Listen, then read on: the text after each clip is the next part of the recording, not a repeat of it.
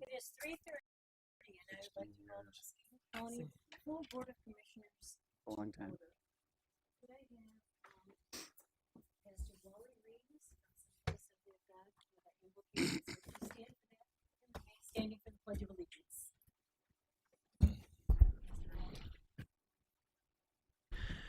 Heavenly Father, we come to you today, and we're going to do the business of this county. And we would be neglectful if we did not acknowledge that we need your guidance and your direction. We need, Lord, for you to move in our hearts, that we would be one mind. Lord, that you would allow for us to be able to each put aside anything that would cause for us to be divisive, and allow for us, God, to look out for the interest of the best of all. I pray, God, that you'll continue to make this community one that has a heart to serve one another, care for one another, watch out for one another's interest. I pray for these commissioners that you will give them wisdom and insight to be able to see the things that may not be seen by everybody else, but they'll have to make those decisions. So, Lord, lead us, guide us, and may we follow after your path and not our own. In Jesus' name, amen. Thank you. Commissioner Mahoney, would you lead us in the pledge, please? I pledge allegiance to the flag of the United States of America and to the republic for which it stands, one nation, under God, indivisible, with liberty and justice for all. Thank you. This is from Central Assembly of God in Muskegon, and I appreciate you being here very much. Madam Clerk, could I have a roll call, please? Vice Chair Foster. Here. Chair Hubby Wright. Here. Chairman Hughes. Here. Commissioner Laring. Here. Commissioner Mahoney. Here.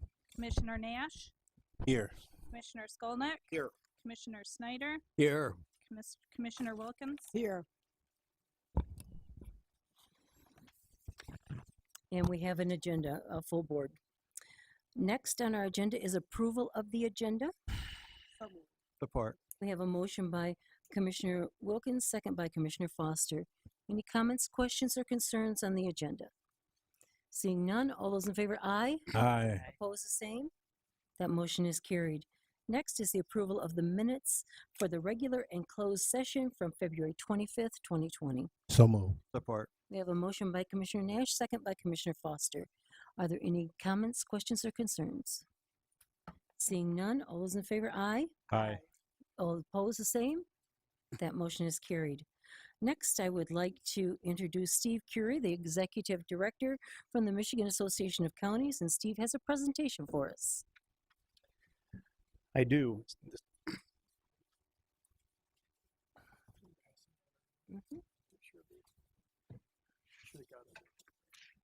Thank you. All right, good afternoon, Commissioners. I appreciate the opportunity to speak with you today. My name is Steve Curry, the Executive Director of the Michigan Association of Counties. One of my roles as Executive Director is to travel across the state and visit county boards, give them an update on what's going on in Lansing and with our association. But before I start, I just want to thank you for your support of our organization. I know many of you participated in many of our committees, you attend our conferences, and our organization is only as strong as our members' engagement. And you folks do a great job of engaging with our organization and with our legislature, so we appreciate that. So with that, I'll go ahead and get started with the presentation. Just some informational slides to start. This is your MAC leadership makeup. We have 16 members elected by commissioners, 2 seats from each 6 regions, and ensure broad representation. Oops, that slide advanced. We have, they meet 4 times a year, 1 time at each of our conferences, and then in June and November, and in this August, we will be having elections in regions 1, 2, 3, and 5, and in a large seat. Just some county information. Our smallest county is Keweenaw County at about 2,100 people. Largest county, Wayne County, at 1.7 million people. Counties employ more than 38,000 people across the state, and that ranks us 42nd in the country. And also counties are actually shrinking. In 60 of the 83 counties, they're actually getting smaller. So this is kind of our priority list for the rest of this legislative session. I'll go into more detail in the upcoming slides, but this is by no means a comprehensive list, but some of the issue areas we'll be focusing on in the next few months. So instead establishing stable funding for trial courts. So this came out of the Trial Court Funding Commission recommendations. About 5 years ago, the Trial Court Funding Commission was created to look at how courts are funded across the state. There was a court case called the Cunningham Court case that eliminated the abilities for counties to charge fees in the court system. We were successful in getting legislation passed that ensured those fees were able to be charged. Had we not done that, it would cost counties about $300 million statewide, and I have a slide to indicate why. So with that legislation getting passed, there was a sunset date put on it. So with that sunset date is coming up, we have legislation to extend that sunset because unfortunately the recommendations that were made will not be able to be instituted in time of that sunset date. So we got to make sure we get the sunset pushed out. I believe the date is another 3 years so we can start looking at legislation to implement some of those trial court funding recommendations. And as you can see, local funding sources make up 44% of how courts are funded. And a lot of this data is included in that Trial Court Funding Commission recommendations. Reforming Michigan's system of financing local government.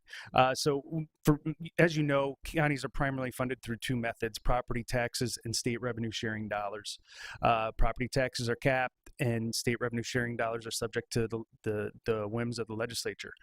We've been very successful the past 5 years in getting increases in county revenue sharing dollars. Last year, we were able to get 2.3%.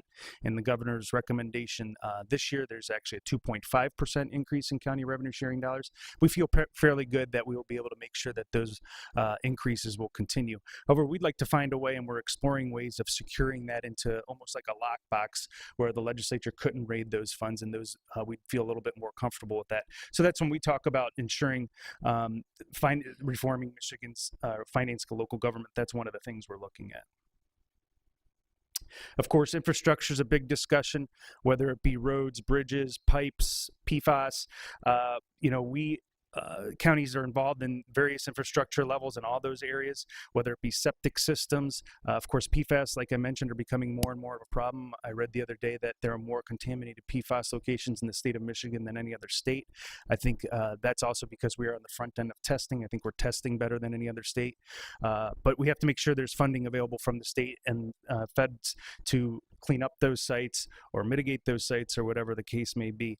So we are continuing looking at different funding mechanisms, whether it's PFAS. You've got obviously in Muskegon County lakeshore issues across the lakeshore that we're looking at getting some funding for. The governor did put about $40 million in some lakeshore funding to help with erosion, but it's not just lakeshore either. It's even inland lakes where you're going to have water levels coming up, and how's that going to affect septic systems. So there's going to be a lot of issues.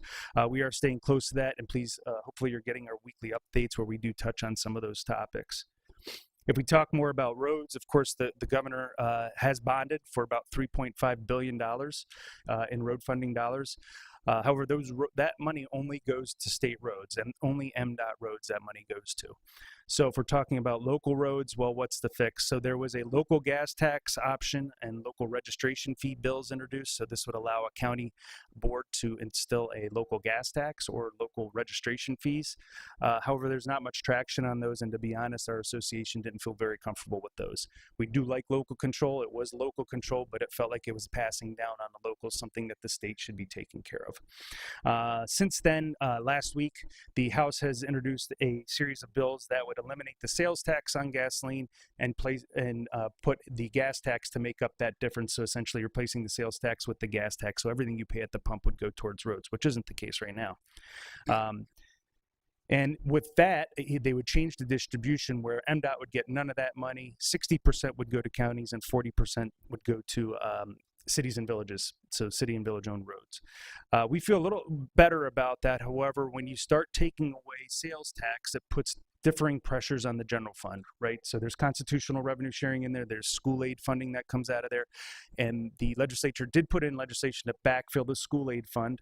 However, they did not put in legislation to backfill any constitutional revenue sharing that would come from that sales tax. We don't get that, so that's not direct. We don't only get statutory revenue sharing, but if you're looking at making up that loss, where's it going to come from? Well, the general fund. So then you start putting differing pressures on the general fund. The legislature did say that they want to make sure locals are kept whole. So right now we're just kind of waiting and seeing. We're actually looking at advocating to change that that distribution model from 60% to potentially 70% to locals or to counties, because actually counties are responsible for 73% of the roads in the state of Michigan. So we feel a little bit more comfortable with that. So it's a new package. Again, stay tuned on that, on where things will go, and if there'll be any traction on that in coming months. Mental health, again, a big issue for counties in a variety of different areas, whether it be, your work with community mental health.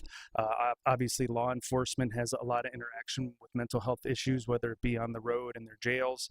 But we support more funding for mental health, and we want to make sure that funding stays local. Currently, there's about $20 million the state takes from the local CMH fund and uses it to match federal dollars. Last year, we were able to get that removed from the budget. We'll be working on that again this year. But we also want to support instituting more law enforcement programs that reflect diversion, deflection, to make sure that those folks don't end up in our jail systems, because when they do, they're very expensively to house there and they don't really belong there. So something we are constantly talking about the association is mental health issues. Property tax exemptions, something we're constantly battling with the legislature with, because it's really an easy vote for legislators to take when you're voting on local dollars and it doesn't affect the state pocketbook. Of course, it's an easier vote. A few years ago, there was a veterans property tax exemption that would basically exempt disabled veterans from paying property taxes. It costs counties statewide about $20 million. We are working with legislators right now and the veterans groups to move that to an income tax exemption, probably looking like a reimbursement. So the locals would go to the state and say, okay, this is what I've paid out, or this is what I've given in property tax exemptions. The state would then give that money back to locals to reimburse them for any exemptions. And then we're looking at using that as a model going forward on any property tax exemption bills that we would be fighting about. Obviously, opioids are a big issue and a big topic of discussion right now. Statewide, there's more than been 2,000 reported deaths since 2018 alone. Really, our role in this right now is with regards to the lawsuits, is to ensure that any funds that come to the state get down to the locals. If you remember a few years ago when there was the tobacco settlements, the state got all the money, yet none of that money made it down to locals where really the issues were. So we want to make sure that doesn't happen again with the opioid settlement. There's also the individual lawsuits that are going on, and we feel comfortable that the judge will take care of that part of it, but we want to make sure any state funds are being trickled down to locals as well. De-restricted properties. So this gets at the dark stores issue that we've been talking about for probably 5-6 years now, since the originating case occurred. Actually, that originating case, the city of Escanaba versus Menards, was reheard at the tribunal last year after being appealed, and the Supreme Court refused to hear it. So both sides argued their case at the tribunal. We are expecting a decision out of the tribunal this June to see if there's going to be a differing decision. We could see the same decision. We could see very different decisions. Either way, we do have legislation ready to go in both chambers to address the issue. I think the bill sponsors kind of want to see what that response is from the tribunal before they do anything. And I think really our best option is looking at the restricted properties and how those are handled in the assessment process and the appraisal process. For your county commissioner term bills, again, something the association's been working on for probably about 15, 20 years. We've gotten it the furthest we probably ever have right now. There's bills in the Senate. Senate bills 504 and 505, and then House Bill 4937 and 4938. In the House, they've gotten out of the Elections Committee passed with bipartisan support unanimously out of that committee. In the House, you have to go to Ways and Means after that. So they are sitting in Ways and Means Committee right now. In the Senate, they haven't taken those bills up yet. But a couple areas where they're being hung up at is people have differing opinions on when those elections should occur. Should it be in a gubernatorial year or should it be a presidential year? From the association's perspective, we don't care. We just feel like county commissioners should be on 4-year terms. All the other countywide electeds are on 4-year terms, and it just seems to make sense. And in fact, we're only one of 5 states in the nation that have 2-year terms for county commissioners. So hopefully you guys will pay attention to that, and as your legislators are around town, you're talking to them about that as well. And then obviously coronavirus response. Just last week, the federal government appropriated $8.3 billion for public health action. So that money should be coming to your local public health departments. We're encouraging folks to just follow the CDC, and the state of Michigan has a coronavirus website as well.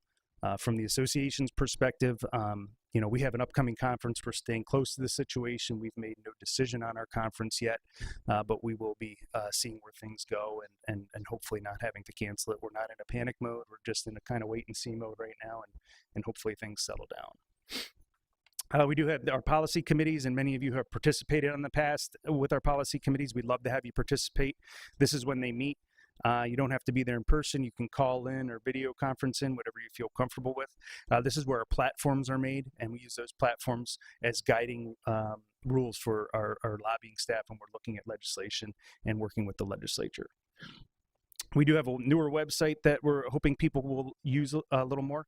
It's our mycounties.boards.net. It's basically a message board for county commissioners to interact with other county commissioners throughout the state. Our folks do a great job of that at our conferences, or geographically. This is a way to do it statewide, so you can kind of see maybe there's some similar issues folks are facing, whether it be Southeast Michigan, the UP, or Northern Lower Peninsula. But it's a great way just to interact with other county commissioners throughout the state. We do have a PAC, not a very large PAC by any means, but we do have a PAC that we use to support former county commissioners and some of the leadership on committees that are important to us. Like I said, 27 former county commissioners in the legislature. We are seeing that number typically grow now with the age of term limits. A lot of county commissioners are moving from the county commission to the legislature, and sometimes back down to a county commission seat. This is your MAC team.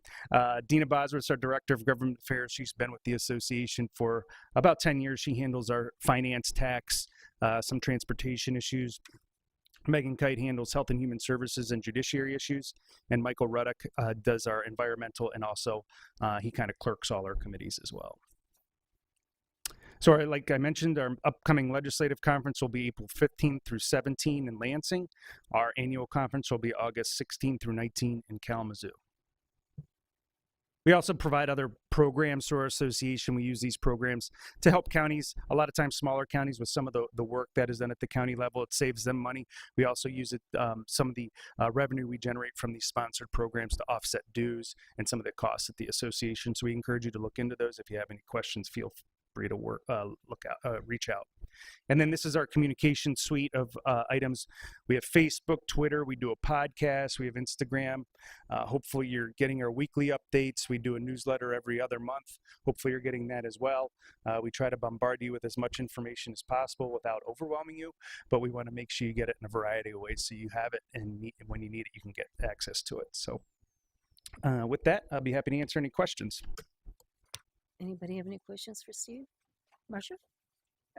You may not be the person to ask, but what is our supply of corona test kits For in state of Michigan, I'm not sure. We could I could find out for you though and get back to you. Thank you. Anybody else? Okay. Zach, you had a question? No? Hey Steve, Mark here. Have you heard anything lately on supplementals for the mental health departments? So a second supplemental from last year's budget. They are working on one right now. I know that's being discussed right now. I'm not exactly sure what's going to be in it. Was there specific, just mental health in general? Was it, CMHs in general. CMH? Okay. I have not heard if CMHs are in there, but I can ask Megan and find out. They need to be. Steve, that was a very nice presentation. Thank you very much. Great. Thank you. Appreciate it. You have a Appreciate the time. safe trip back. Thank you. Now we will move on to a public comment on an agenda item. Is there anyone in the public that has a comment on an agenda item?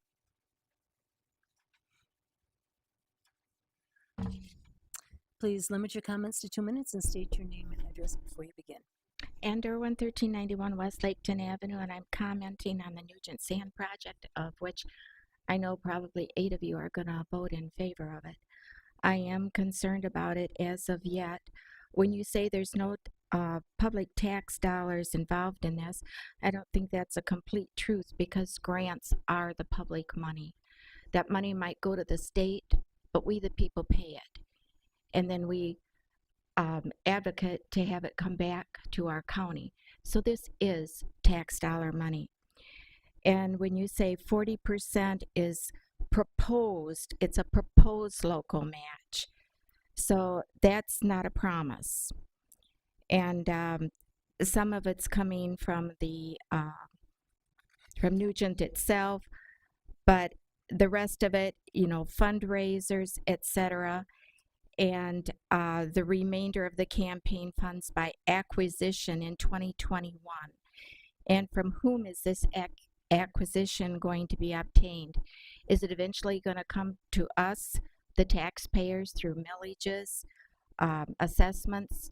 I don't know where it's going to come from, and I think it was pretty sneaky to have a public hearing when you said it was in different local newspapers. It wasn't in the Muskegon Chronicle. I believe it was centered on Norton Shores, and so the whole public was not involved in this project. And I think it's a sham, and I'm tired of the sneaky ways that you're putting things through. Thank you. Thank you. Anyone else?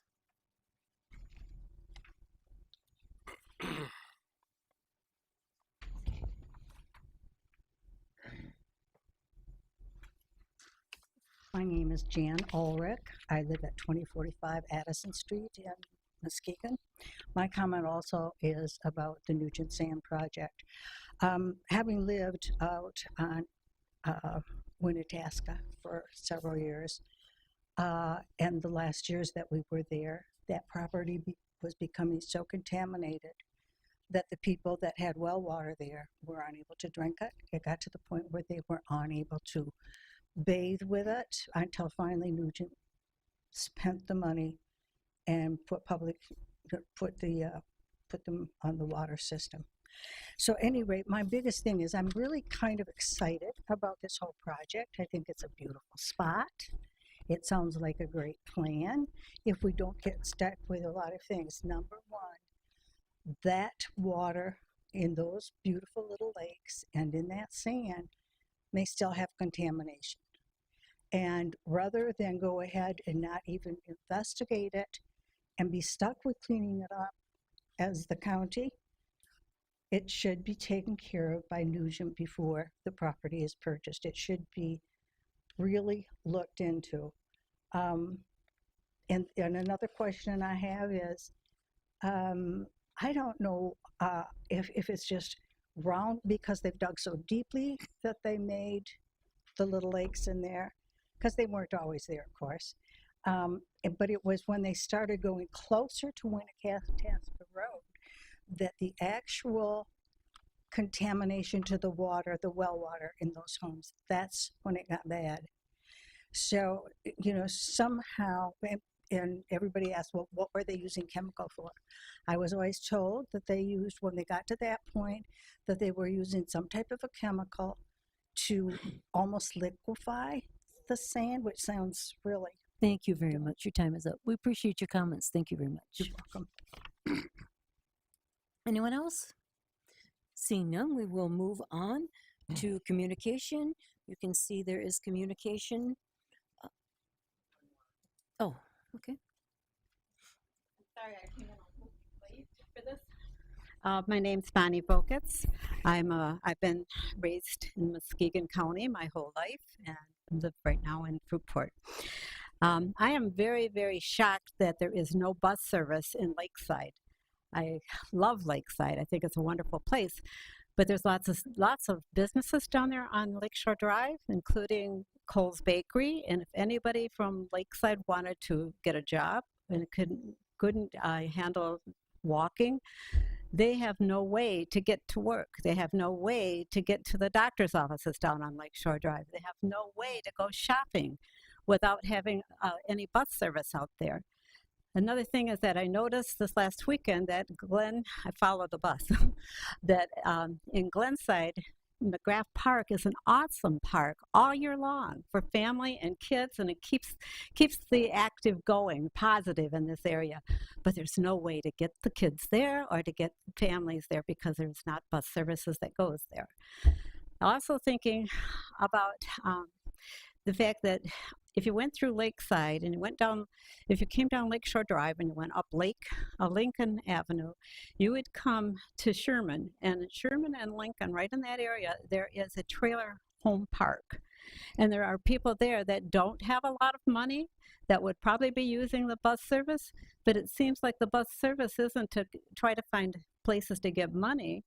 It looks like they're looking at places that have more money, like in Lakeside. It goes down Glenside, but it doesn't go down Lakeshore Drive. And I also look at that as the summer. We have a wonderful Lake Michigan place for people to go in the summer. We're not going to have buses down that way. That is shocking. And we got people that come from Wisconsin over here and they get off on the ferry there on Lakeshore Drive. They have no place to go, nobody to drive them anywhere or to Thank take you them very anywhere much. in Muskegon. So I'm thinking that you need Your to time is relook up. this. Thank Relook you. at it. Thank you. Anyone else? Would you state your name and address and keep it? Could you remove your cap, please? Yes. Thank you. My name is Anthony McMillan, and I'm from Muskegon, and there is bus routes on that run on Lakeshore Drive, and it's a Lakeshore Sherman, and also Lakeshore Henry driving on Lakeshore Drive, and from 7 o'clock in the morning until 9:50 or 9, right around 10 o'clock at night, and there is bus route or one bus goes down that street, and I just want to let everybody know there is a bus, and I ride at nighttime from 6 o'clock at night until 10 o'clock at night, and I just want to let you guys know. Thank you very much. And I am really scared that I don't know who else to tell them that there is a bus goes out that way. And I really am scared because one of my friends that drives the bus every from 2:40 until 10:30 at night. And I really like to have that bus stay running. Thank you very much for letting us know. Thank I you. am really upset about everything, but thank you for letting me talk to you guys. Thank you. Thank you Thank for coming you. here to talk to us. Anyone else? Seeing none, we will move on to communications. You can see there is some communication from some other counties. Those will be placed on file and included in the minutes. Is there any questions on those, Marcia? Yeah, I would just like to go on record as opposing all of those, Okay, A through E. all right. Any other comments, questions? Seeing none, we will move on to committee board reports. Courts and Public Safety Committee, Commissioner Snyder. Yeah. Resolutions. Madam Chair, the Courts and Public Safety Committee met on March 3, 2020. It was recommended, and I move CPS 2003-13, 14, 15, 16, and 17. Support. We have a motion and support. Are there any comments, questions, or concerns on this? Seeing none, Madam Clerk, could I have a roll call, please? Vice Chair Foster, Yes. Commissioner Hovey Wright, Yes. Commissioner Laring, Yes on number 13 and 16, no on the rest. Commissioner Mahoney, Yes. Commissioner Nash, Yes. Commissioner Skolnick, Yes. Commissioner Snyder, Yes. Commissioner Wilkins, Yes. Chairman Hughes. Yes.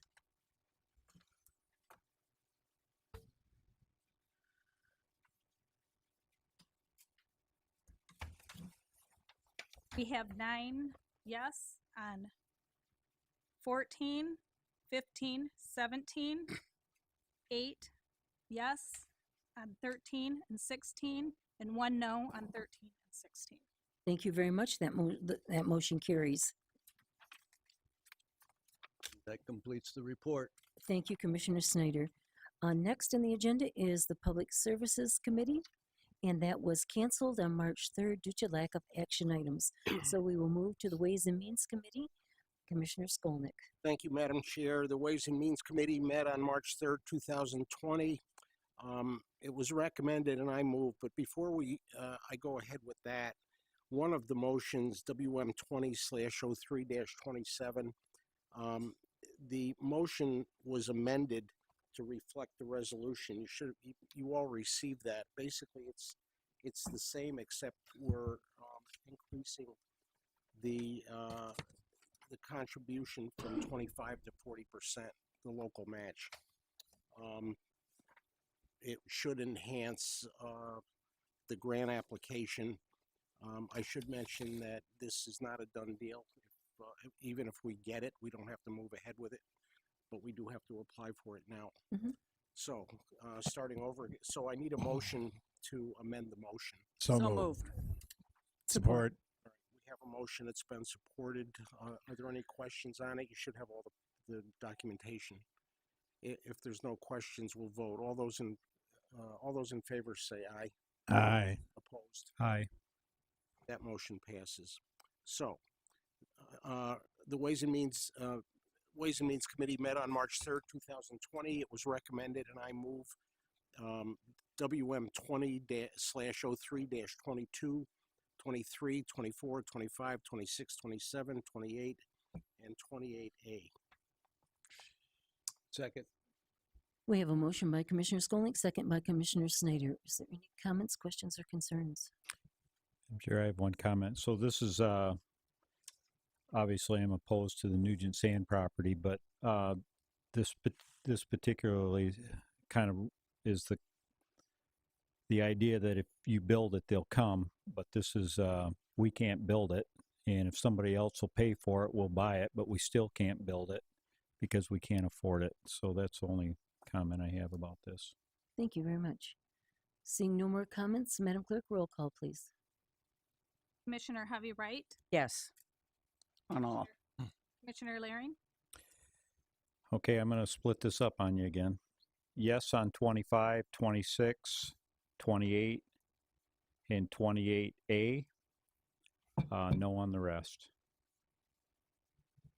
Commissioner Mahoney, Yes on all. Commissioner Nash, Yes. Commissioner Skolnick, Yes on all. Commissioner Snyder, Yes on all. Commissioner Wilkins, Yes on all. Vice Chair Foster, Yes. Chairman Hughes. Yes.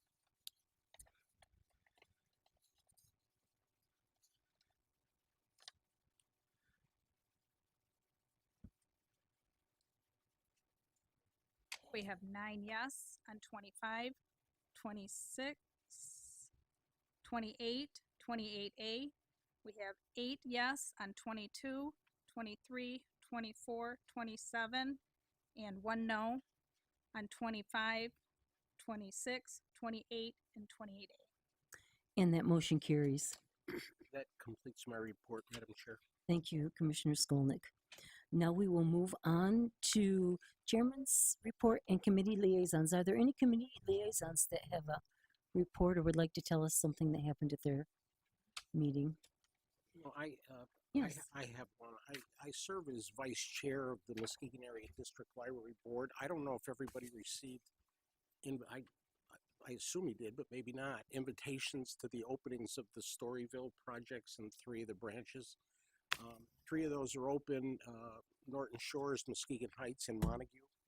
I can only speak for the one in Norton Shores because I was there the other day, and it is not officially open, but I mean it is open, so people can go in there. They've got like a waiting line to get into the Storyville part of the library. It's a fantastic project. It was about 7 years in the making. It was. It's a huge attraction for kids to use the library. One of the big caveats of that project is you can't just have your kid be in there and think it's a babysitter. It doesn't work like that. An adult has to accompany the child, but it's a great attraction for kids to go to the library, and it's an excellent source of learning for the kids. And The grand opening is on March 26th. I know it's at noon at Norton Shores and then 3 o'clock and 5 o'clock, but you'll have to go to the MADL, Muskegon Area District Library website to see what where the actual times are for each location. But this is a huge asset to Muskegon County. Thank you. Marcia? Yes, from Wimserdick, West Michigan Regional Training. Shoreline Development Commission. Yeah. We got some really good news the other night, and that is that the Ryerson Creek remediation is going to happen like right now. This has been 10 years in the making. Once that's done, Muskegon Lake will be delisted as an area of concern, and that is huge. That means a lot of years, a lot of federal money has been spent to remediate the different parts of Muskegon Lake, and it'll be great. That's wonderful. That's really great news. Anybody else? Seeing none, I'd like to let you know that the Visit Muskegon official 2020 Muskegon County Visitor's Guide has been published with over 50 pages of attractions, destinations, and you can check that out online if you want to at visitmuskegon.org. And it's really, really nice. So even if you live here, you would want to check out some of the attractions that we have. You might be surprised. I knew somebody one time that retired and said they were going to go down to the Visitors Bureau and find out what attractions there were in Muskegon County and go through and see them all. And they said that was the best thing they ever did, because from the time they were a kid and saw them with their parents, they have changed dramatically. He said he was extremely impressed. So that might be something we want to think about sometime. Next, I want to tell you that Saturday, March 14th is the annual St. Patrick's Day Parade. It's stepping off at 11 a.m. on 4th Street in Clay and marching east along Clay to Jefferson. On March 18th and 19th at 7 p.m. each night is the West Michigan Student Showcase at the Frauenthal, celebrating excellence of high school youth in West Michigan. And they have some absolutely extraordinary young people coming up. You should take time to do that. One other thing I wanted to let you know, I got a letter today that Walmart is going to be putting prescription drug disposal Cossacks in both of the Walmarts, or I guess there's 3 Walmarts in Muskegon County. And they're going to be putting them in all of those to help give people a new place to dispose of their medications. And it really is a good idea to use those. They have them at the police departments, the fire departments, and now they will have them at Walmart. Also has them. And Walgreens has them. They're around. Call and find out. You can call your any fire department usually has a place too. And you want to make sure that you dispose of those properly, because if you flush them down the toilet, they could end up in your drinking water. So please be conscious of that and make sure that you don't do that. So, and that really is all I have under my report. I will turn it over to the administrator for his report. Thank you, Madam Chair. This Thursday, it was out on your community development that we have a Fair Board presentation, so we're receiving that on Thursday. We'll start off with that one because we also have Public Works that day. That's Thursday. Next week, there are no meetings next week. Just make sure you recognize that on your calendar. And then when we come back the following Tuesday, March 24th, is when we have come in early at 2:30 for a senior millage presentation. And the last thing I'd like to introduce Kristen Barnhouse. She's the new administrative assistant. If you at least wave at us, there we go. Started yesterday, so welcome. That is my report. Thank you. And this is Kristen's first day with all of us, so go easy on her. Is there any old business to come before this board? Commissioner Skolnick. Well, in listening to the public comment today, somebody asked about the water quality in those lakes, and I was on the Norton Shores City Council when there was a proposal to build a housing there. It never happened, but nobody ever brought up the issue of the water there. And I wonder if I know that the Public Works Director doesn't have enough to do. Maybe he could take some water samples there and send them out to our lab and see what the water looks like. Matt Farrah, Public Works Director. That water has been analyzed. The environment's been reviewed ad nauseum there. There is manganese and iron there, which is naturally occurring. Nugent Sand has worked with the property owners there for years. And we have a clean bill of health. Am I stating that correctly? The environmental Yes. says that there was manganese and iron at higher levels. The sources were known in terms of identifying that's why municipal water was recommended for drinking as opposed to using wells there. Yeah, and we have a brand new phase 1 on the site as well.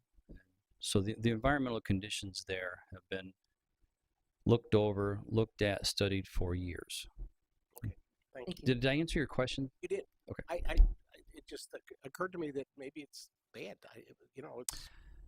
It's groundwater. I mean, that's all it is, right? April may be able to elaborate a little bit. I mean, who have we worked with the state that said that's the cleanest body of water in Muskegon County? Land Conservancy of West Michigan. I've just been privy to be able to read some of the environmental reports from Nugent and also a recently completed phase 1 for the county. The most important thing is that the phase 1 for the county that was just done indicated that there was a clear path to a meeting the standards both for the grant program and for the county's intended use of the property. There may be additional studies that are desired on the surface water quality, which haven't been done in a number of years, I believe. And so I would suggest that as this goes forward, one of the things that the grant requires is that the property gets a clean bill of health. And so it will be taken care of as part of the grant project. The state does not want to fund contaminated properties that are not in satisfactory condition for the local unit of government. Thank you very much. Thank you both. Very, very helpful information. Thank you so much. Anyone else? Well, I just wanted to add, didn't I hear that we're supposed to also have an agreement with the DEQ moving forward if we do have this purchase? Correct. Yes. And So like that we April are said, not they have to give responsible. a clean bill of health before that agreement is signed. Mm-hmm.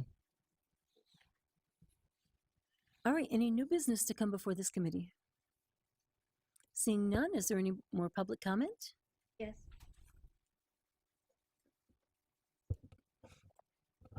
Please state your name and address and limit your comments to 2 minutes or less. Can't see it. And you can adjust that microphone if you need to, so that you can be heard more clearly.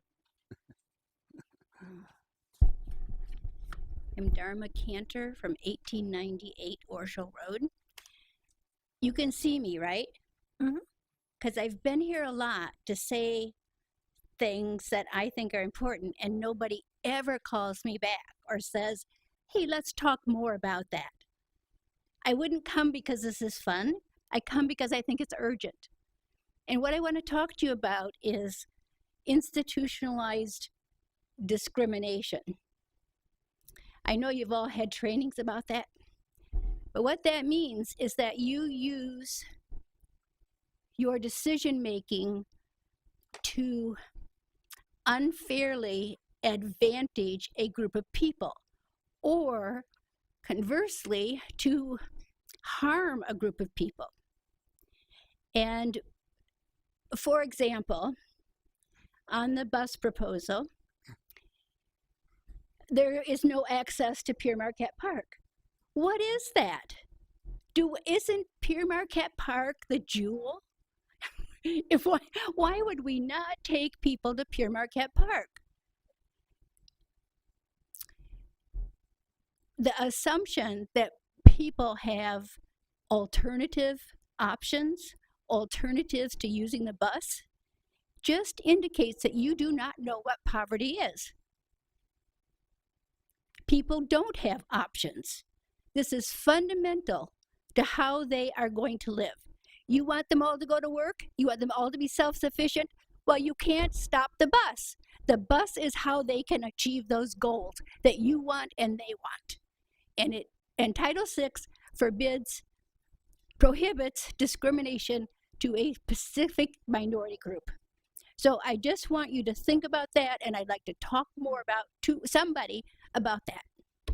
Thank you, Ms. Cantor. Anyone else? And Derwin, 1391 West Lake, and I would like the people of this county to recognize and pay attention that one of our commissioners today voted in opposition to every single one of the communications you have. That tells me that we have a commissioner that is not in favor of the Second Amendment. And people with my commissioner better take heed when the vote comes around again. She also voted in opposition with this resolution with the governor, Whitmer's $3.5 billion road bond. I'm understanding that you mean you are voting against the governor on that, because if you're voting in favor, this money is indeed going to Detroit, and we're all going to have to pay for it. This is for state roads. This is not for any roads around here. But I am absolutely shocked with my commissioner that she would vote in opposition to other counties voting in favor of a resolution for the Second Amendment. You want to vote against our county, that's your own personal discretion, although I'm opposed to that. But now you start telling other counties that you're in opposition to them too. I am ashamed of my commissioner. Thank you. Anyone else?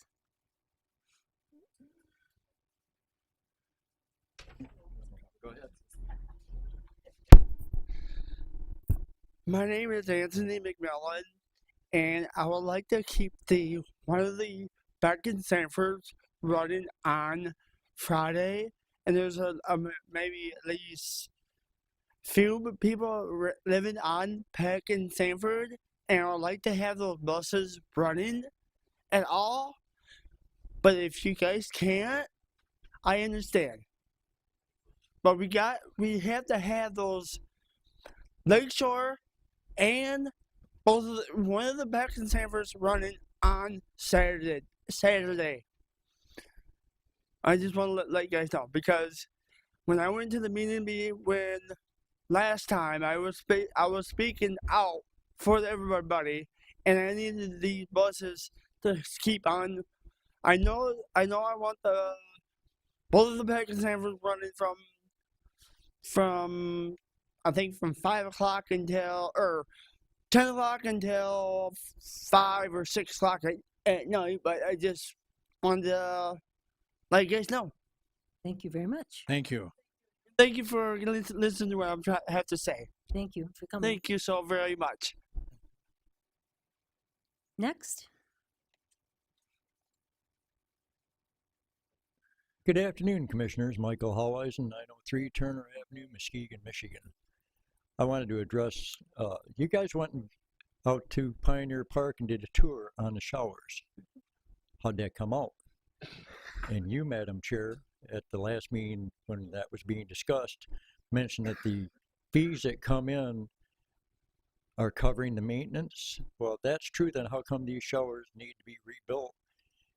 Why weren't they maintained all this time? Commissioner asked, did they have the money to do this? He was told, no, they don't have the money to do this. Where's the money coming from? Please answer my questions. Have a wonderful day, and thank you for your time. Thank you very much. Good afternoon. Thank you, Commissioners, for allowing me to speak. My name is Charles Glenn Steffens of Muskegon, Michigan, and damn proud of it. I want you to know that I think that this bus upheaval, this bus issue has really got to stop. Something's going to have to happen. We don't have a committee that we're aware of as disabled or ridership people that can address the commission itself, not in these type of meetings, but to talk about some of our concerns. I'm bipolar 1. I go to Hackley Community Care a couple times a month to see my doctor. I travel the Lakeshore Sherman bus and the Lakeshore Henry bus quite frequently. I have friends down in Lakeside where I grew up. We think that There's no compromise we're hearing. We're not hearing compromise from the drivers. We're not hearing compromise from other ridership. And we're talking amongst ourselves, and we're wondering what's going on. We know that you got a committee or a consulting firm to put together a wonderful proposal of what they want to do. But if you privatize after 6 o'clock at night, people can't afford $4 one way on a van, on a bus, and then back. There's been no compromise on that cost. I'm just going to sum it up. I think this is something that needs to be rethought out for all the people that are concerned. And why don't you get on the bus and take a ride around town for an afternoon? You might enjoy yourselves. Thank you. Thank you very much. Thank you. Good afternoon, Commissioners. Thank you for your service. My name is Tim Vanderharp. I live at 6065 Ridgeview Drive in Norton Shores. I serve a church just a few blocks away here in downtown Muskegon. And from many of the people who come through our doors who have disabilities of one kind or another, various challenges, lower income, I've been hearing a lot of concern about the proposed changes to the busing in the county. And the common denominator that has come through to me very strongly has been, why on earth cannot we who will be most adversely affected have a significant voice in the process? Many people do not feel they have had that. And so I would strongly urge you to make sure that that constituency is genuinely consulted before plans are finalized. Thank you. Thank you. Thank you. Anyone else? Oh, Kathy Moore. You don't have to start the Kathy's Thank you. I was going to ask for maybe 5 minutes, just an update on the COVID-19 virus. I presented to the Muskegon County Superintendents yesterday at 8:30, and then Rotary has asked me to do a brief presentation on Thursday. And I really felt like I needed to come before you guys and update you as well.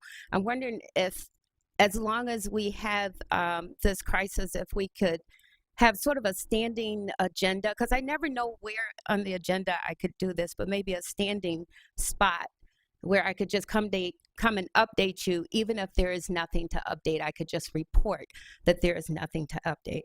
Today we do have a little bit to update. So, let's see if I can do this. Yes, great. What's happening so far globally, you see the numbers: 105,000 confirmed cases, 3,584 deaths. United States, 423 cases, 19 deaths. And the state is continuing to watch quite a few. In the state of Michigan, PUIs are persons under investigation. Those are individuals who meet a certain criteria for travel and known contact with an area that has a widespread and or a person confirmed. So far, there were, of the tests conducted, 39 negative, 0 were positive. There are still 24 tests pending right now. The Muskegon County persons under investigation were 4. Currently, there's only 1, and that is an individual that works in China and returned for a short period and will return back to China. We monitored a total of 9, and we have 2 that we are still currently monitoring.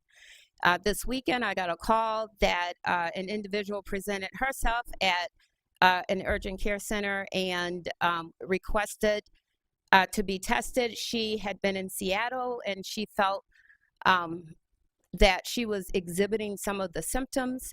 She really didn't hit the high risk, but I thought I'd test the process. So I authorized her to be tested.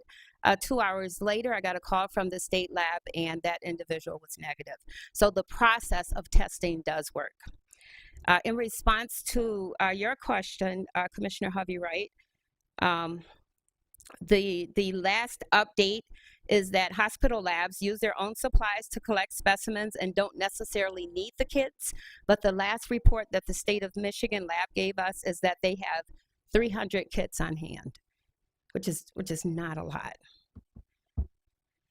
The summary of travel health notices, I think you've heard all the different countries mentioned there.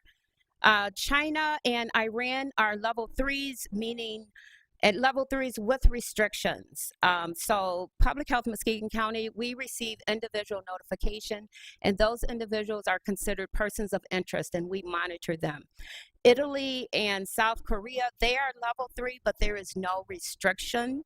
Well, the restrictions aren't as tight as the China and Iran. So those individuals receive their own packet of information once they're off that plane. So we don't get the information, and we don't actively monitor them. But but we do receive information from family members, from schools, and we do contact those people who receive the individual packets. Japan is a level 2. That means travel with caution, and it's also recommended that older persons and people with chronic illnesses do not travel there. When you say older persons, above what age? I hesitate to say what age.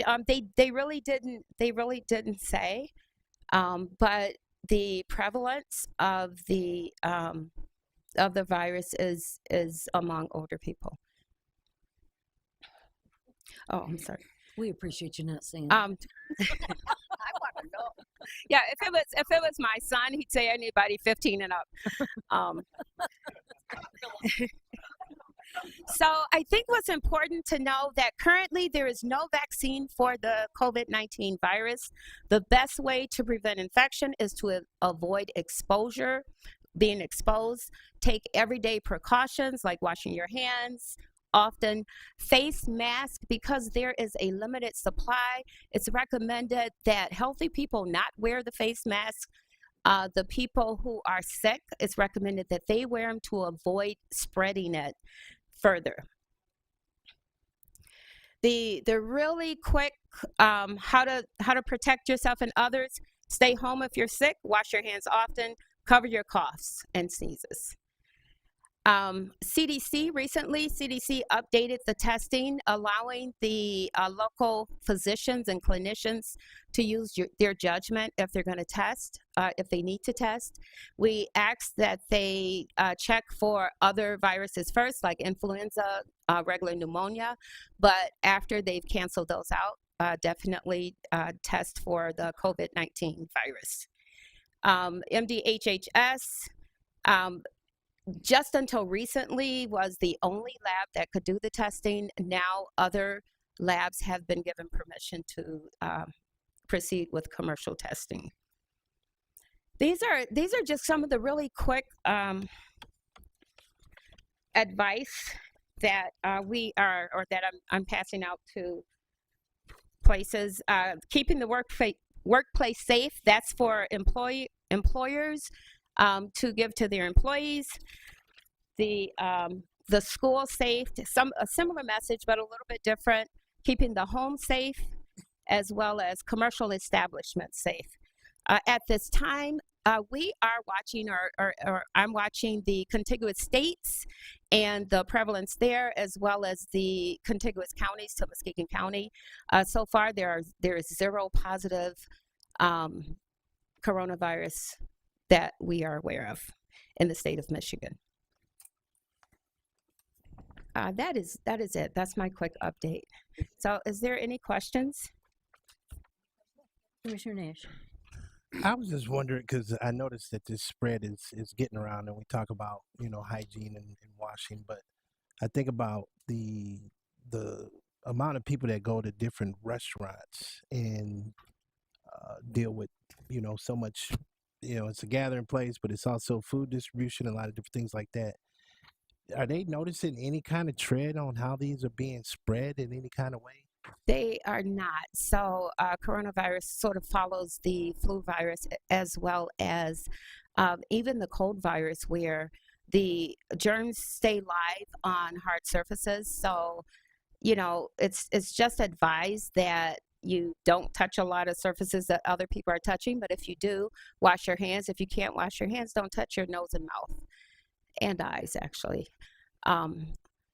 I've noticed, a lot of restaurants. I've been in contact with a lot of agencies in Muskegon County, and they are taking additional steps to isolate, to clean. I mean, I think you guys would be really proud of our local businesses and agencies because they are very concerned and they are asking the questions and they're taking the steps to try to contain or not be part of the problem.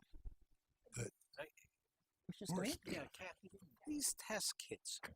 What is a test kit? The test kits aren't anything special. It's the lab that does the analysis that's really special. So most not all doctors' office, but a lot of doctors' offices, but especially the urgent care and hospitals, they can already swab and get the fluids to be tested. But it's the lab that has to actually test for that specific virus. So the kits itself is not the issue. It's nothing really. Right. Any other for questions? Kathy? Thank you very much. Thank you. You county commissioners to post this on your Facebook or any place that you have so that the people will be able to see it. Any other public comment? Good afternoon. My name is David Guggen. I am recently semi-retired, in transition right now, and thank you for the opportunity to share with you an endeavor that I'm working on right now. One of the things that lured me to the west side of the state is a strong commitment to community, very passionate culture, if you will, and helping one another out. And I've had the privilege of working with a few businesses and developing different products or services that have led to a couple patents, bringing new employment, new ideas, solutions to the community. And in this transition, I've just recently decided to start a company called GFT and Associates. And one of the companies that I'm working with is expanding their presence here in the west side of the state in developing stormwater systems, as well as fog, it's food, oil, and grease separators and grit interceptors and oil interceptors. And they just recently, to my surprise, received third-party notification or certification exceeding the state's targets for their performance of their systems. And they want me to bring to your attention and start promoting in this region this product and service that they provide. So as I move forward and get some traction here, I'll be following up further with individual commissioners, the Department of Public Works, and different businesses in the community to help deliver solutions that position us to a best-in-class level of performance and protecting our environment and providing services to our people. So I have some literature. I'll remain around afterwards if anybody is interested in talking to me more. My primary focus is business consulting, design engineering, patent procurement, marketing, research, and analysis. I live in Twin Lake, and I've moved my entire family over here now, my in-laws. Thank you very much. We appreciate it. Anyone else? I know I've already spoke once. Can I have one moment? Certainly. Come ahead. Commissioner, you just asked about the stringent rules and stuff for food handling and so on. I work for a company here at Sam's Club that does the food demos. We were just given down over the last couple of weeks more stringent rules and guidelines on how to help to not just protect our workers, but also protect the general public. I'm pretty sure that those same guidelines have been given down to my friend who owns a restaurant here. We're doing our best to make sure that nothing's being passed. Have a wonderful day. Thank you very much. Anyone else? Seeing none, we will move on to final board comments. Any final board comments from anyone? Commissioner I just have a quick question with the upheaval in the stock market. What is our standing with MERS at this point? I'll get our finance and our person who does investments and update report out to everybody. Okay, thank you. Anyone else? Seeing none, I will take a motion to adjourn. So moved. Support. You have a motion and support. All those in favor say aye. Aye. Opposed, the same. This meeting is adjourned. Thank you very much for everyone. Readjust their